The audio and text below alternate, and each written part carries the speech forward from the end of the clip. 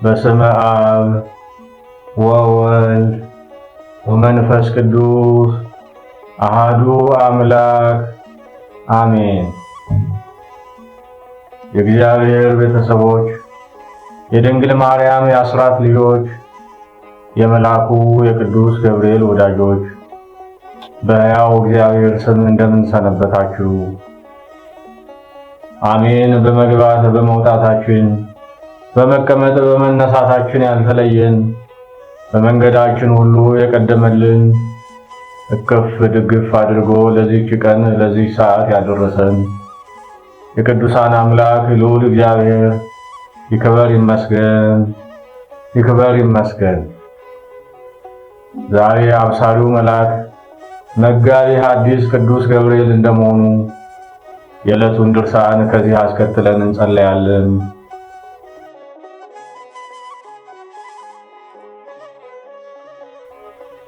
በስመ አብ ወወልድ ወመንፈስ ቅዱስ አሐዱ አምላክ። ድርሳን ዘቅዱስ ገብርኤል ሊቀ መላእክት ዘይትነበብ አማሱር ወሰኑይ ለወርኃ ጥቅምት በበዓሉ ቅድስት ከመ ንዘከር በዮ ወክብሮ ለቅዱስ ገብርኤል ሊቀ መላእክት በሰላም እግዚአብሔር ጸሎቱ ወበረከቱ ትንብልናሁ አስተበቆቱ ለቅዱስ ገብርኤል ሊቀ መላእክት ያሉ ምስሌነ ለዓለመ ዓለም አሜን። በባህሪ በህልውና በአገዛዝ በስልጣን በህሊና አንድ የሚሆን በስም በአካል በግብር ሶስት ብለን የትነቱ ዙፋን እንደ በረዶ የነጻ መጋረጃው በእሳት የተከፈለ በቀንና በሌሊት ብርሃን ይሰጠን ዘንድ ፀሐይና ጨረቃን የፈጠረ ከነፋስና ከእሳት ከውሃና ከመሬት ሰውን የፈጠረ ትልቁም ትንሹም ድሃውም ባለጸጋውም ለሱ የሚገዛለት አንድ አምላክ በሚሆን በአብ በወልድ በመንፈስ ቅዱስ ስም በማመን ጥቅምት በባተ በ19ኛው ቀን የሚነበብ የሚጸለይ የመላእክት አለቃ የቅዱስ ገብርኤል ድርሳን ይህ ነው። የቅዱስ ገብርኤል ጸሎቱና በረከቱ ልመናውና አማላጅነቱ ለእኛ በእውነት ይደረግልን ለዘላለሙ አሜን። የእመቤታችን ዕድሜ 15 ዓመት በሆነ ጊዜ 3 ዓመት በእናትና በአባቷ ቤት 12 ዓመት ደግሞ በቤተ መቅደስ ካሳለፈች በኋላ ካህኑ ዘካርያስ ስለ እርሷ መደረግ የሚገባውን እንዲገለጽለት ወደ እግዚአብሔር አመለከተ። በዚህ ጊዜ የመላእክት አለቃ ቅዱስ ገብርኤል ተገልጦለት እንዲህ አለው። ከነገደ ይሁዳ ወገን ሚስቶቻቸው የሞቱባቸውን ሰዎች በትራቸውን ሰብስበ ወደ ቤተ መቅደስ አስገባቸውና ጸልይባቸው። በአንዱ በትር ላይ እግዚአብሔር ምልክት ይሰጥሃል አለው።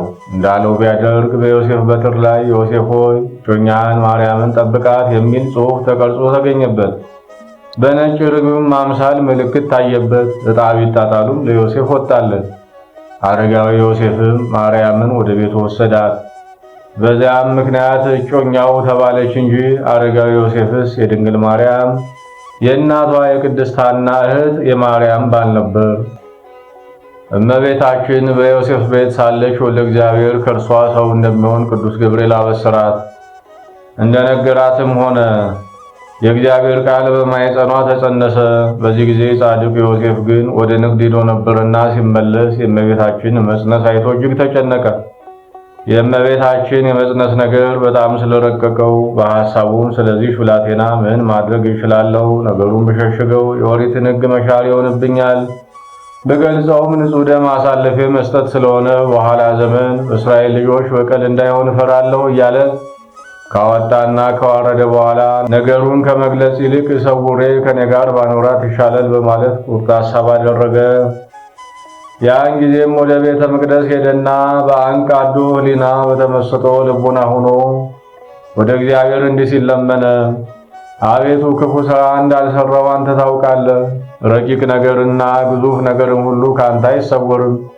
ንጽሕት ድንግል ሆና ተቀበልኳት። አሁንም በእሷ ላይ ክፉ ነገር አልሰራሁም፣ የሆነችውንም አላወቅኩም። እንዴትስ ላድርግ እያለ ልመናውን በብዙ ሐዘንና ልቅሶ ወደ እግዚአብሔር አቅርቦ ከቤቱ ገብቶ ተኛ። በዛች ሌሊት የእግዚአብሔር መልአክ በሕልም ለዮሴፍ ተገለጠለትና እንዲህ አለው። የዳዊት ልጅ ዮሴፍ ሆይ ማርያምን ይዘህ ለመሄድ አትፍራ። በማኅፀኗ ያለው ጽንስ የመንፈስ ቅዱስ ግብር ነውና እነሆ ወንድ ልጅ ትወልዳለች፣ ስሙንም ኢየሱስ ትለዋለች። እርሱም ሕዝቡን ከኃጢአታቸው የሚያድናቸው ነው። ዮሴፍም ከእንቅልፉ በነቃ ጊዜ እጅግ ደስ አለውና የእስራኤልን አምላክ እግዚአብሔርን አመሰገነ። ስለዚህም የሊቀ መላእክት የቅዱስ ገብርኤልን ብስራት የደረሰ ሊቀ ጳጳሳት ኤራቅሊስ እንዲህ አለ። የድንግል ማኅፀኗ መላ ዮሴፍ የንጽሕናዋን ምስጢር ያለ ኃጢአት መሆኑን ባለማወቁ የሆዷን እየገፋ መሄድ ባየ ጊዜ እጅግ ታወከ። የማያውቀውንም ምስጢር ባየ ጊዜ በጽኑ የሐሳብ ባሕር ውስጥ ወደቀ። የእግዚአብሔር መልአክ እንዲህ ብሎ እስኪነጋገረው ድረስ ዮሴፍ ሆይ ስለ እጮኛ ስለ ማርያም ጽንስ አንተ እንደምትጠረጥረው አይደለምና አትፍራ። ከእሷ የሚወለደው በመንፈስ ቅዱስ ነውና። ዳግመኛም ጸንሳ ሳለ ከዘካርያስና ኤልሳቤጥ ዘንድ ሄዳ ከተቀመጠች በኋላ ዮሴፍ በጽንሱ መጠራጠር ባደረገ ጊዜ እንዲሁ ነገረው። ባያትም ጊዜ አደነቀ፣ የሚናገረውን ቸገረው። ዮሴፍም ከእንቅልፉ በነቃ ጊዜ ለንጽሕናዋ ሰገደ። ነቢያት ስለ እርሷ የተናገሩላት ድንግልም እንደሆነች ተገነዘበ። መልአኩ ቅዱስ ገብርኤልም ዳግመኛ በሕልም ታየውና ብላቴናውንና እናቱን ይዞ እንዲመለስ እስኪነግረው ድረስ ወደ ግብፅ ሂዶ እንዲኖር አዘዘው። እርሱም እንዳዘዘው አደረገ። አሁንም የተወደዳቸው የክርስቲያን ወገኖች ሆይ የመላእክት አለቆች ሚካኤልና ገብርኤልን፣ ንጹሕ ሩፋኤልን፣ አራቱንም የአምላክ መናብርትን ኪሩቤልን፣ 24ቱ ካህናተ ሰማይ ሱራፌልን እናክብራቸው። ክብራቸው ለሰው ወገን ሁሉ ይለምናሉና ለአራዊትና ለአዕዋፍ ለፍጥረቱም ሁሉ በሠራዊት ጌታ ፊት ይሰግዳሉ። ይቅር ባይ የምትሆን ጌታ ሆይ የእጅህን ፍጥረት አታጥፋ እያሉ ይሰግዳሉ። ምንም በፊትህ ቢሳሳቱም ቢበድሉም ፈጣሪያቸው አንተ ባሕርያቸው ደካማ እንደሆነ ታውቃለህና። የሚጠብቃቸው ጠላት ሰይጣን ግን ጽኑ ነው፣ እንቅልፍ የለውም።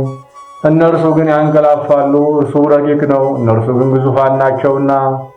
ሳር በእሳት ፊት ይቆማልን እያሉ ጌታም እንዲህ ብሎ ይመልስላቸዋል። ስለ ኃጢአቱ ስማችሁን ጠርቶ መታሰቢያችሁን አድርጎ ቁራሽ እንጀራ ወይም ጽዋ ውሃ ለድሆች ሰጥቶ ቢለምነኝ ኃጢአቱን ይቅር እለዋለሁ፣ በጭንቅ ጊዜም እረዳዋለሁ፣ ስለ እናንተም እምረዋለሁ። መላእክትም ይህንን በሰሙ ጊዜ እጅግ ደስ ይሰኛሉ። ይህን ኪዳን የሰጣቸው እርሱ የማያቋርጥ ምስጋናን ያመሰግኑታል። ለአምላካችን መድኃኒት መባል ይገባዋል እያሉ እኛም ከእነርሱ ጋር በመገዛት ምስጋና እናቅርብለት። እነዚህን ወደ እርሱ የሚለምኑ አማላጆችን ለሰጠን ለእርሱ ምስጋና ይገባዋል፣ ለስሙም ምስጋና ይገባል ለዘላለሙ አሜን። ወንድሞች ሆይ እርስ በርሳችን እንፈቃቀር እንጂ አንነቃቀፍ። ያለ ሰይፍ የወንድማችንን ሥጋ ብንበላ ጥቅማችን ምንድነው? ያለ ጽዋ ደሙን ብንጠጣውስ? ከኛ ጋር ሲኖር በለስላሳ ቃል እናናግረዋለን። ከኛ ጥቂት ሲርቅና ከፊታችን ሲለይ ግን በስውር እናመዋለን። እንዳይሰማብንም አድርገን ለመንቀፍ እንሸኩላለን። የወንጌል ቃል ሲዘልፈን በራሳችን ላይ ያለውን የኃጢአት ነቀፋ እንመለከተውም። አንተ ግብዝ አስቀድሞ ከዓይንህ ስንጥሩን አውጣ፣ ከዚህ በኋላ በወንድምህ ዓይን ያለውን ጉድፍ ትመለከታለህ እያለ ሲመክረን ሲዘልፈን ቢያሙት የተዋረደ ቢያመሰግኑት የከበረ ማን ይሆን? ክብርም ሆነ ውርደት ከእግዚአብሔር ዘንድ ይሰጣል። መጽሐፍ ከአፍህ የሚወጣ ቃል ያከብራል ያዋርዳልም ብሎ እንደተናገረ በአንዲት አንደበታችን ክፉና መልካም ልንናገርበት ይገባልን? አንደበታችን የእሱና የገናንነቱ ምስጋና የምናቀርብበት ነው እንጂ በየጊዜው ምስጋና እናቅርብ። ስለዚህ ያዕቆብ በመልእክቱ እንዲህ ብሏል፣ አንደበትም በሰውነታችን ውስጥ ተፈጥራለች፣ ሥጋችንን ታቃጥለዋለች፣ የተሰወረች ነፍሳችንንም ትለበልባለች። የፍጥረት ሁሉ ባህሪ አራዊት የእንስሳትም የአዕዋፍ የሚንቀሳቀሱም ሁሉ ባህሪ የባሕር ዓሣዎችም ሁሉ ለሰው ባህሪ ይገዛል። የሰውን አንደበት ግን መግዛት የሚቻለው የለም። ክፉ ናት፣ መጠንም የላት፣ የሚገል መርዝንም የተመላች ናት።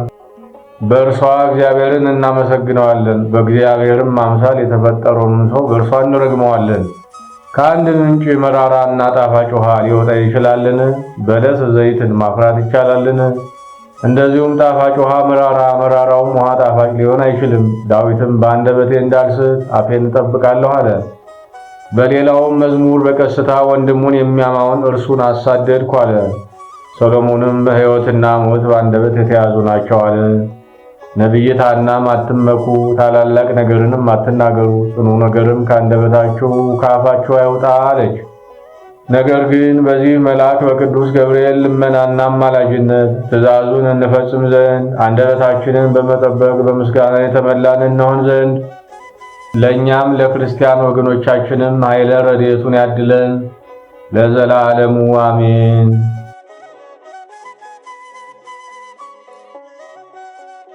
ልመናውና አማላጅነቱ በአገራችን በኢትዮጵያና በቃል ኪዳኑ ለምናምን ለእኛ ይደረግልንና ጥቅምት በባተ በ19 ቀን የሚነበብ የሚጸለይ የሊቀ መላእክት የቅዱስ ገብርኤል ተአምር ይህ ነው። አንድ ፈላስፎሮን የሚባል ነጋዴ ነበር። የንግድ ገንዘብ ገዝቶ ብልጽግና አጠራቀመ። ብዙ ገንዘብ ካጠራቀመ በኋላ ወደ አገሩ ለመሄድ ወደደ። በመርከብም ተጭኖ በባህር ላይ 3 ቀን ያህል ሲሄድ መርከበኞቹም ሊሰጥሙ እስኪቀርቡ ድረስ ጽኑ ነፋስ ተነስቶ በባሕሩ ፊት ለፊት ነፈሰ። ትንሽ ጀልባ ይዘው መርከቡንም በውስጡ ያለውን ሁሉ ትተው ወደ ባህር ሊወርዱ ፈለጉ። ፈላስፎሮንም ፈራና እጅግ ተከዘ። የነፍሱንም ሞት ተመኘ። ሆዱም ተሸበረ፣ ሐሳቡም ሁሉ ተለወጠ። ከዚህች ሰዓት ጀምሮ እግዚአብሔርን አሰበ። አምላኬ ሆይ በፍጹም ልቤ አንተን አመልካለሁ። ዳግመኛም ሊቀ መላእክት ገብርኤል ሆይ በባህር ውስጥ ሰጥም ዘንድ ስለቀረብኩ ይረዳኝ ዘንድ ስለኔ ወደ እግዚአብሔር ለምንልኝ እያለ በልብ ጭንቀትና በጽኑ ሐዘን ሆኖ ለመነ። በዛም ጊዜ እግዚአብሔር ሊያድነው ወደደ። በዚያው ሰዓት ሊቀ መላእክት ቅዱስ ገብርኤል ወደ እርሱ መጣ። በመካከሉም ጀልባውን አቆመ። ለ3 ሰዓት ያህልም ፈዘው ቆዩ። የሚሄዱበትንም አላወቁም ነበር። ከመርከብ ወርደን እንሂድ ባሉ ጊዜ መሄድም ተሳናቸው። በእግዚአብሔርም ቸርነት ማዕበሉ ጸጥ አለ። በሊቀ መላእክት በቅዱስ ገብርኤል አማላጅነት ታላቅ ጸጥታ ሆነ። በረከቱ ሁላችንን ተጠብቀን ለዘላለሙ አሜን። ዳግመኛም በረከቱ በጥምቀት የተወለድን ሁላችንንም ለዘላለሙ ይጠብቀንና ቅዱስ ገብርኤል ያደረገው ተአምር ይህ ነው። ከቀኑም በአንድ ዕለት ገሪማ ለተባለው ለሮሙ ንጉሥ ለይስሐቅ ተገልጾለት ወደ አባ ጰንጠሌዎን ገዳም ሊሄድ ወደደ። የምድር መንግስቱንም ጥሎ በሌሊት ወጥቶ ሄደ። ሰው ዓለሙን ቢያተርፍ ነፍሱን ግን ቢያጎድል ምን ይጠቅመዋል? ስለኔ ጣላትን ሰውነቱን በክብር ያገኛታል ያለውን አስታውሶ ከዚህ በኋላ ባለ ምስራች የሆነው ሊቀ መላእክት ቅዱስ ገብርኤል መጣ። ብርሃን በሆኑ ክንፎቹ ተሸክሞ በ4 ሰዓት ከአባ ጰንጠሌዎን ገዳም ደጅ አደረሰው። የመንገዱ ርዝመት ግን 14 ወራት ከ4 ቀን ያህል ይሆን ነበር። በረከቱ ከሁላችን ጋር ትሁን ለዘላለሙ አሜን። ፊትን በጋድ ተገልጸ እያሳየኸኝ ከንቱን ያበዛው እኔን በክንፍ ላይ ተሸከምከኝ። ቅዱስ ገብርኤል ሆይ ጻድቃነ ገዳም መንገድም ምራኝ። መንግስቱን ትቶ ወደ ገዳም በሄደ ጊዜ የሮሙን ንጉሥ የይስሐቅን አካሄድ እንዳቀና